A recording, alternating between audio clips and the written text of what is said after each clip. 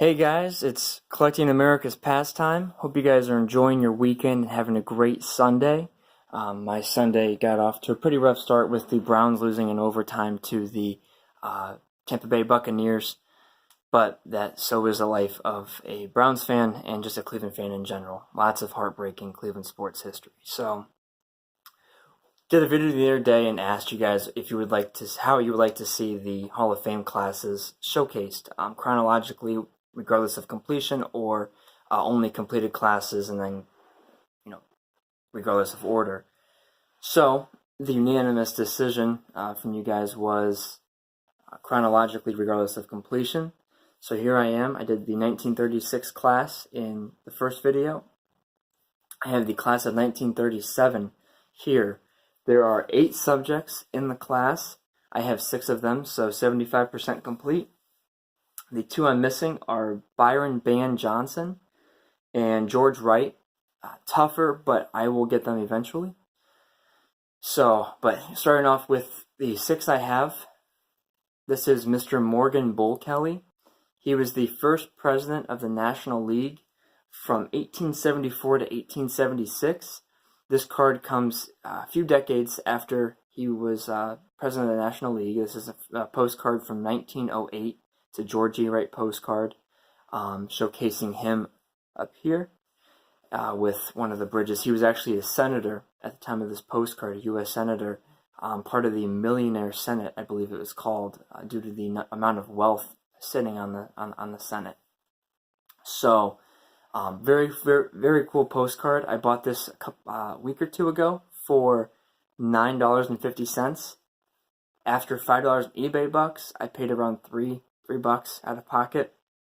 So, pennies compared to some of the cards I've bought or that I still need. So, very happy to add this for so cheap. The postcard is a tribe picture. So you can see at the bottom here, there's some a little more information of what is being shown.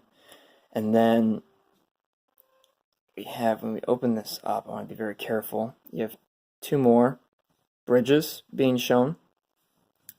So this card could also, go to people who collect pictures of bridges. And then the back, I think the back on this is really, really cool. So this tear, first and foremost, this tear was not here when I bought it. The seller, she was great. She shipped the card very, very well. It was packaged phenomenally, probably the best packaging I've ever seen. And she went the extra mile to tape the sleeve that it was in to the package, and the opening side of the sleeve had a piece of tape on it that the card slid into, got stuck, and I didn't realize that when I was opening. Tore it a little bit, and I was not happy when I when I first did it, but took a deep breath. I actually messaged the seller, not out of anger. I messaged her just to let her know in the future, watch the opening side if you're going to put tape over there. She was very apologetic, and I was, like I said, I wasn't mad. I just messaged her to let her know, to help her with some feedback, and she offered a refund. I did not want the refund. I refused it. That wasn't why I was messaging her.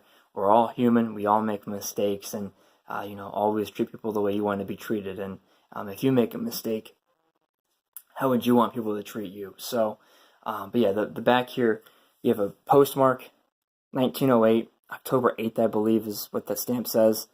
It's kind of hard to see. And so very cool back with the 1908 postmark. You have the George Washington stamp up here, which I thought was also very cool. The first president of the U.S. stamped on the postcard for the first president of the National League. So yeah, here it is, Morgan Bull Kelly. Sorry, something tickle in my throat. Up next, we have Mr. Napoleon Lajoie, NAP for short.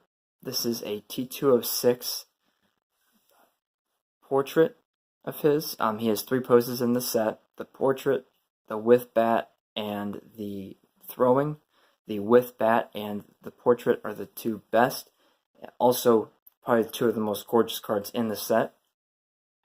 Anything that has Cleveland across the chest will also get bonus points in my book. He's a Hall of Fame second baseman. Played from 1896 to 1916. Probably the first superstar of baseball. When Cleveland got him, he played for the Philadelphia A's and then Cleveland. When Cleveland got him, he was they renamed the team the Cleveland Naps in honor of how good and how popular he was.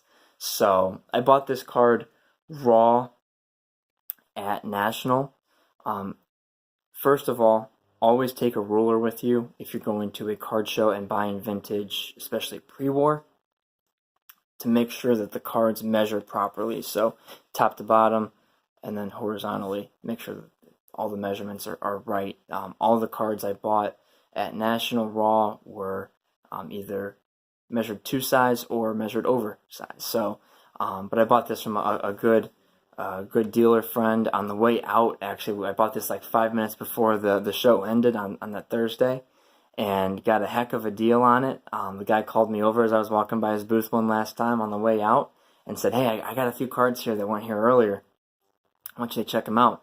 So I ended up buying at least a few. I don't remember if I bought all of the new ones he had, but this was one of them. I was hoping for a 2 when I bought it. It ended up being a 3 in the gorgeous new SGC slab, and very happy with this card. It's my highest grade I own, and of any card in my collection as far as pre-war. Gorgeous card from 1909. Like I said, T206 Portrait. It's a Piedmont back, 150, factory 25. So, yeah, love this card, and that is Mr. Napoleon Lajoie. Next we have Connie Mack, 1940 play ball. Connie Mack was a Hall of Fame manager from 1894 to 1950. So, over, 56 years of baseball managing experience. Insane, length of career. He managed the Philadelphia A's for at least the majority. I'm not sure if it was all, but at least the majority of his career. One of the best managers of all time. Obviously, he was around for a long time. You don't get to hold a job for 56 years unless you're very good at it. And this is from 1940, so towards the end of his career, but still during his managerial time. Gorgeous card. It's a PSA 1, it's a low grade, but great eye appeal. The little bit of snowflake stuff going on, but no paper loss. Very minimal creasing right in there, but still a great eye appeal. What sold me on this card was the back, because it has his full name, Cornelius McGillicuddy, which is definitely also in the Hall of Fame of names. And I can see why he went by Connie Mack, but I can also appreciate the name Cornelius McGillicuddy. So lots of information on the back of this card. Overall, great card. In 1940, play balls are becoming more popular. So I still need the Bill McKechnie, which I can't find anywhere for a good price. So that was Connie Mack. Another manager is next, John McGraw. John McGraw, Hall of Fame manager with the New York Giants, also known as New York Nationals back then. That's how they were also referred to as. He managed from 1899, took a break in 1900, and then from 1901 to 1932. Great manager, great character. He actually managed Grover Hartley, who I have the close connection to, and like I said, I keep mentioning that connection. I'll do a video here soon to explain it, I promise, but I just need to get some things together to make sure that video is as complete as possible. But this is a T205 from 1911. Gorgeous front. So on these cards, there's a gold border, which differentiates it from the white border T206s. So it's a gold border. It's hard to find these without much chipping, so I just have the one chip right here, but the rest of it's very strong. Typically these chip pretty bad. Gorgeous front on this card. I bought it in 2016 at the National. It will forever be in my collection. It has a special place in my heart, as that was the first National I went to with my now wife. She was my girlfriend back then, and she loved the National. She was actually upset she couldn't go this year, and she couldn't work it out with her schedule. But yeah, it was the first National with her, and this is a card I bought from now a pretty good friend of mine in the hobby, Chris, and it's a gorgeous front. The back is obviously quite damaged. I didn't pay $55. I think I paid around like $40 for it. Great deal on it, but it's a cycle back, even though it doesn't say cycle. A cycle back, so scarce for back, and like I said, I bought it for the front, and you can't beat that front, especially for the price. So that is Mr. John McGraw. We have Tris Speaker next. Tris Speaker, Hall of Fame center fielder, played for the Boston Red Sox and the Cleveland Indians. He's actually in the Hall of Fame as an Indian. This is a T206 polar bear back. I believe this is his rookie card. Gorgeous card. It doesn't have as dark a blue as some of them, but it's still a great card. And I got a heck of a deal on it last year. It's a PSA 2, so you know it's probably his famous pose. You don't see too many cards. He has the bat here, the Boston across the chest in deep red, and a lot of his cards feature this pose. The back is polar bear, which polar bear tobacco comes from Southwest Ohio, down by the University of Miami of Ohio and Cincinnati, kind of in that area. These cards were actually inserted, so they were scrap tobacco, which was packed in loosely in the boxes, and these cards were set on top. So typically they have staining on the front and back because of how they're packaged, but this one just has added paper. So this is added paper up here, right here. I think this is also added paper, might be paper loss. I forgot to look closely, but regardless, great back and a very gorgeous front of the T206 for Mr. Tris Speaker. By the way, he played in the league from 1907 to 1928. Last but not least, we have a guy by the name of Cy Young, which I'm sure you've either heard of him or the award that's named after him.